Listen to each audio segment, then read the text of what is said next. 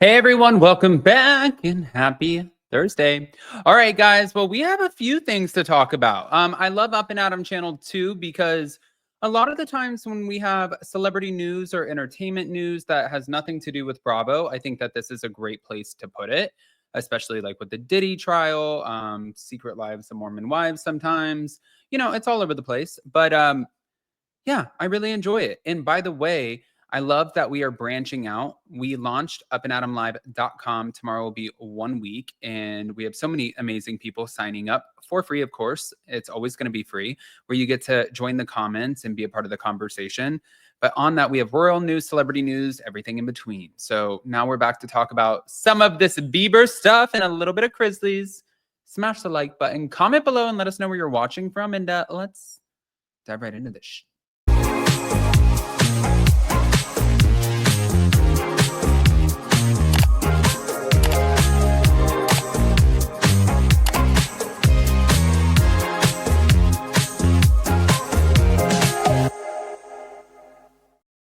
All right, guys. So I don't know if you saw this. I've been doing a lot of this coverage on TikTok because a lot of people have been wondering what is going on with Justin and Hailey Bieber.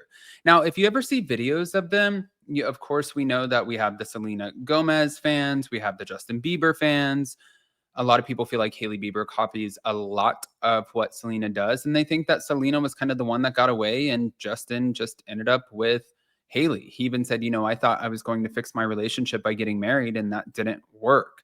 You see him on the red carpet with her, and she tries taking photos with him, and he kind of pushes her away to the side, and he sort of treats her. If you're like on the outside looking in, sometimes it seems like you kind of treat your wife like shit. But that's an opinion, and I have a lot of them. Now, with that, she ended up doing a Vogue cover, which I don't know if you guys saw this, but in the Vogue cover, she posted it. Here it is. She looks incredible. In the Vogue cover, after this came out, Justin Bieber decided to comment and share her Vogue cover and talk about how he got into a fight with her one time where he felt like he was incredibly disrespected by her. And he told her, "You'll never make it on the cover of Vogue." And it's like, wow, you're a great husband.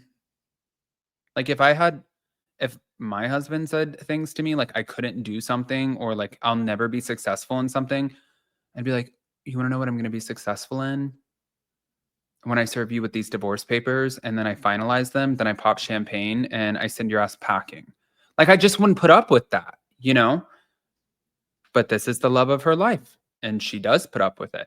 Now, after this, just to give you guys some context, Justin Bieber, his fortune was dwindling. And so he ended up selling his music catalog for $200 million, which is a lot of money, but also their lifestyle is a lot of money. So I think that they started spending through a lot of this money, trying to figure out like, like how you keep afloat and how they can maintain the lifestyle. So selling off the music catalog, blah, blah, blah. But then here comes Hailey Bieber, and the girl is doing the damn thing. She ended up selling her skincare brand Rhode to e.l.f. Beauty for $1 billion. Now, the deal includes $800 million in cash and stock at closing and a potential $200 million earnout based on future performance. But apparently, Rhode reported $212 million in net sales over the past year. And Hailey's going to continue on with the company as chief creative officer and head of innovation. And she'll also serve as a strategic advisor to e.l.f. Beauty. But if you look, Justin Bieber celebrated Hailey's achievement by posting this photo. It looks very affectionate. He's like, "Girl, you just brought in the money." And you can see where they're super intimate. And he also reposted Hailey's announcement about the deal. Clearly, this comes off very supporting. And it also, I think it throws people off a little bit because they're like, wait, you were kind of hypercritical of her before. Jason and I this morning were on our morning walk, and I was telling him about this because there's an article that's going up today on upandadamlive.com about it. And when we were talking about it, he said, right, but even though she was born a Baldwin, which is an incredibly famous family, this happened with a lot of the Bieber fans supporting. So this also has a lot to do with Justin Bieber. And I said, no, I see that. And I can see where it's a collective team effort. Yes, I get that. But if you look at her, she's always very supportive over what he does. And if you look at him, it kind of seems like, again, on the outside looking in, who knows what happens behind doors. But it's like, my wife disrespected me. Should never got married. Don't touch me on the red carpet. But then you're like, oh my God, look at this. I love you so much. You just signed a deal for $1 billion and they're depositing 800 million cash into our account. Justin Bieber never had that much money. So I guess tables have turned and we have a new breadwinner at this point. But reports did suggest that Justin has faced a lot of financial challenges, including debts from a canceled tour, a lot of reliances on loans, and Hailey's business has been super successful and it's positioned her as the primary breadwinner in the household. And, you know, his understated response to this milestone is seen by some as a respectful acknowledgement of her success, but other people are like looking at him a little bit sideways. Again, I always say this, there's more to the story. There's always more to the story. But I'm going to share this and show you guys what she had to say. She said, when I launched at Rhode in 2022, I always had big dreams for the company. And the most important thing to me is to keep bringing Rhode to more spaces, places, and faces globally. So today I'm incredibly excited and proud to announce that we are partnering with e.l.f. Beauty as we step into the next chapter in the world of Rhode. I found a like-minded disruptor with a vision to be a different kind of company that believes in big ideas and innovation in the same way that I do, and will help us continue to grow the brand. I feel invigorated, excited, and more ready than ever to step into an even bigger role as Chief Creative Officer and Head of Innovation of Rhode, as well as a strategic advisor to e.l.f. Beauty.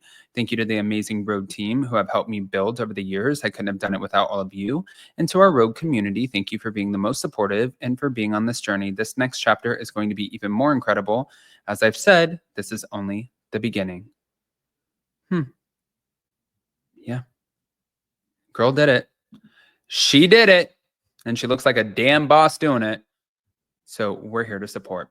Now, with that, we were talking about the Chrisleys before. As you guys know, it was Grayson Chrisley who went to go pick up his mom last night. And it was Savannah Chrisley who went to go pick up her dad, I think with the brother Kyle. But she posted a funny video.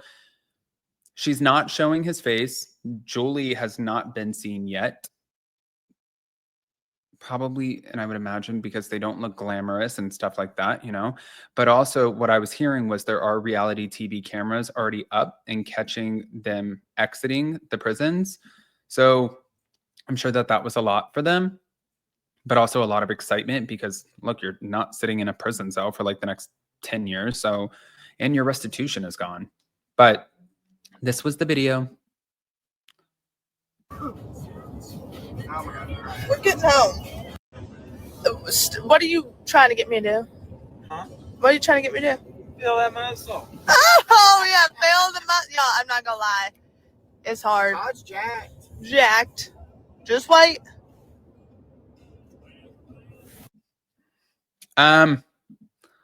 Listen, Jason was asking me, why are so many people upset about this? And I said, well, because I think that some people feel like this was an unfair pardon, but I also personally think that he received way too much time.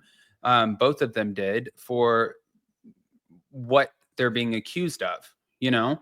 And listen, did you deserve any sort of time? It seems like based off of what we saw, but also does that mean that you should be sitting here and like, I don't know, spending the next combined 19 years in prison? No, I don't think that. But Ebony K. Williams and Carlos King chimed in into the chat. President Trump recently pardoned Todd Chrisley and his wife from the reality show The Chrisleys, who were found guilty for tax evasion. They're now pardoned and being set to free to roam the streets in a few days.